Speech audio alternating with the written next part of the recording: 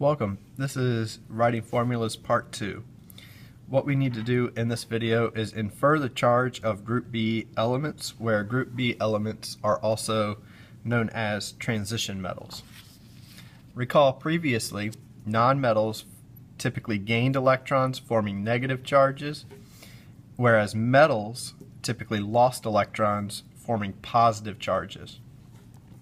Furthermore, in our periodic table, we identified that these elements typically form -3, these elements -2, these elements -1 charges, whereas these elements, like aluminum, since it's in group 3A, forms a +3 charge.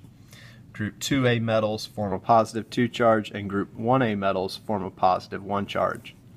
The one section we have omitted so far is these guys in the middle. These are our transition elements. These are our group B elements. So let's get to work. What we need to do here is identify the charges of transition metals, tin and lead. Now, tin and lead are not transition elements, but they are in this group 4A column, where these two metals, tin and lead, act a little bit different. They have multiple oxidation states. They form multiple charges, just like most of these guys, these transition elements. Now, the way we'll do it is twofold.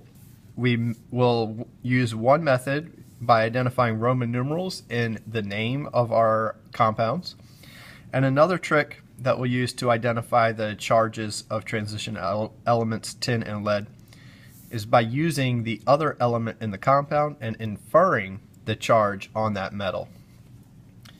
The first way that we shall do this is with the Roman numeral method. Here I give you two different metals, or two different compounds rather. I give you iron 3 oxide alongside copper 2 chloride. Now, that Roman numeral of 3 and this Roman numeral of 2, what does that indicate? This indicates the charge of the iron. So in this case, iron will form a +3 charge. So it would be Fe with a +3 charge. In this case, the 2, the Roman numeral of 2, is telling us that the charge of copper is going to be +2. So it would be Cu with a +2 charge. Now you'll also see this written as Fe3+ or Cu2+. In different books and different resources. They may show it this way, they may show it this way. It means the same thing, +3 charge, 3 electrons are lost, 2 electrons are lost here in the copper. Oxygen would form a -2 charge, and chlorine will form a -1 charge. And the reason for that is oxygen is located right here, forming a -2 charge. Chlorine is here, forming a -1 charge, because they're gaining 1 and 2 electrons respectively. Now, to write the formulas for these, what I would do is I would take this charge, and I need them to cancel out. And the only way to get the charges to cancel out is if I took 2 irons, 2 times +3 is +6, and 3 oxygens, 3 times -2 is -6. What that would give me is a +6 charge due to my irons, and for my oxygens, I'd have a -6 charge. These charges, the net charge would be 0 because these guys would cancel out. That would cancel out with that, giving me no charge for my compound. Now there is a little bit of a trick that we could use. We could use the crisscross method in identifying the formula.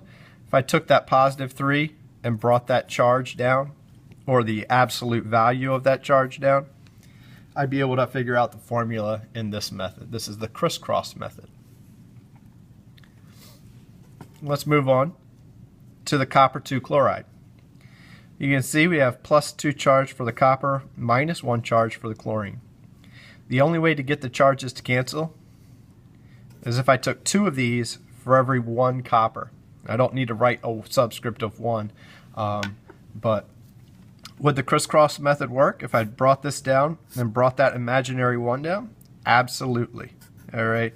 This crisscross method would give us the same result, where my copper now has a +2 charge total, and my chlorine has a -2 charge grand total. 2 times 1, -2. 1 times 2 is 2, positive. So this is the Roman numeral method, using the Roman numeral, identifying the charge, and then applying that charge to figure out the formula. Now let's take a look at it kind of in reverse. Here we have a few new examples, 3 new examples. One with lead oxide, one with zinc chloride, and one with iron oxide. Now, excuse me, sorry. How do we know what charge lead is in this case? The only way we know what the charge of lead is in this compound is by inferring it through the oxygen, through the oxide ion, because oxygen forms a -2 charge. Since oxygen forms a -2 charge, the lead must be positively charged. Now, how many of each did I have? I had 1 of each. And if we know that the charges must cancel, since oxygen has a -2 charge, lead must have a +2 charge, giving our name lead 2 oxide, because the Roman numeral will tell you the charge. It tells us charge. Okay. Let's take a look at this zinc chloride. We don't know zinc because zinc is here. It's a transition metal. But chlorine forms a -1 charge. Since chlorine forms that -1 charge, and there's 2 of them, there's only 1 zinc. Zinc must have a +2 charge to counterbalance chlorine's -2 charge, giving us a Roman numeral of 2, because the positive charge of 2 goes here. Finally, let's look at this iron oxide, Fe2O3. What's the Roman numeral that belongs in that parentheses? Again, oxygen forms a -2 charge,